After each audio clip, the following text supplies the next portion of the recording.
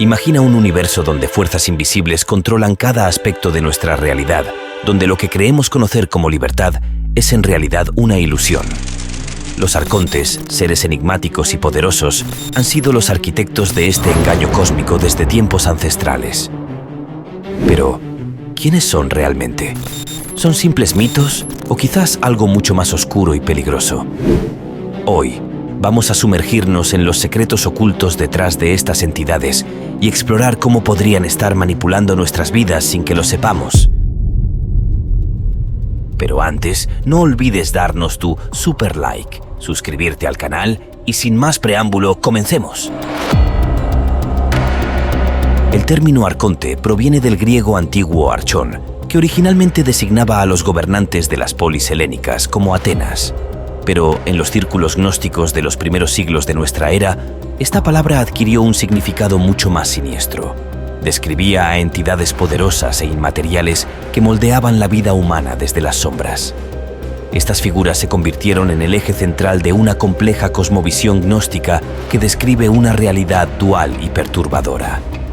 En la narrativa gnóstica, el Dios verdadero no es el creador del mundo físico. Es una fuente suprema, incognoscible, perfecta y absoluta, cuya esencia trasciende la materia. De esta fuente primordial emanaron todas las cosas, y entre sus emanaciones más importantes se encuentra Sofía, la sabiduría divina. Pero Sofía, en un acto de deseo por conocer más profundamente la esencia del Padre, cayó desde los reinos superiores hacia los planos materiales. De su caída surgieron entidades inmateriales capaces de moldear la materia que emanaba de la fuente primordial. Una de estas entidades fue el Demiurgo, conocido también como el arquitecto o el creador a medias. En su arrogancia, el Demiurgo se proclamó Dios y comenzó a moldear la materia según su limitada comprensión. Sin embargo, no estaba solo. 7 arcontes lo acompañaban, gobernando las esferas inferiores de la realidad. El Demiurgo y los arcontes dieron forma al mundo físico, pero al ser entidades menores, su obra estuvo plagada de imperfección y sufrimiento. Así, el universo se convirtió en una prisión donde las almas humanas quedaron atrapadas. Según los gnósticos, el cuerpo y el alma humana son creación del Demiurgo, pero dentro de cada uno de nosotros hay algo más profundo, una chispa divina, un fragmento del Dios verdadero, legado de Sofía. Sin embargo, esta chispa permanece encadenada dentro del alma, ignorada por la mayoría de los seres humanos. Los arcontes, fieles al Demiurgo, han tejido una telaraña de engaños para mantener a la humanidad en un ciclo eterno de nacimiento, muerte y reencarnación. Cuando una persona muere, su alma es interceptada por los arcontes, quienes la devuelven a un nuevo cuerpo, perpetuando así el sufrimiento y asegurando su dominio. En esta oscura narrativa, los gnósticos identificaron el conocimiento o gnosis como la clave para la liberación. Solo a través de un entendimiento profundo sobre nuestra verdadera naturaleza, nuestro origen y el auténtico Dios, podemos despertar la chispa divina que yace dormida dentro de nosotros. Para los pocos que logran alcanzar la gnosis, el espíritu puede liberarse de la prisión del cuerpo y del alma, trascendiendo hacia la fuente primordial. Pero el camino no es sencillo. Los arcontes no desean que los humanos descubran esta verdad.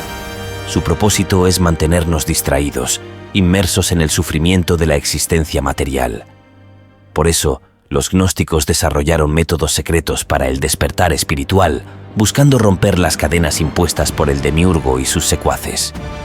Para los antiguos gnósticos, alcanzar la gnosis, ese conocimiento profundo de la realidad, era la única manera de escapar de las trampas tejidas por el Demiurgo y los arcontes. Estas trampas eran sutiles y variadas, diseñadas para mantener a la humanidad en un estado de ignorancia y servidumbre, envuelta en ilusiones que simulaban bienestar mientras ocultaban una cruel verdad. Estábamos atrapados en una prisión espiritual. En la cosmovisión gnóstica, los textos hebreos y el Antiguo Testamento fueron reinterpretados de manera radical.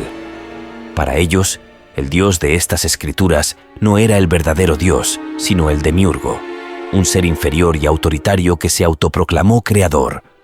Los ángeles que le servían eran los arcontes, guardianes de esta falsa creación encargados de perpetuar el ciclo de sufrimiento y esclavitud espiritual de la humanidad.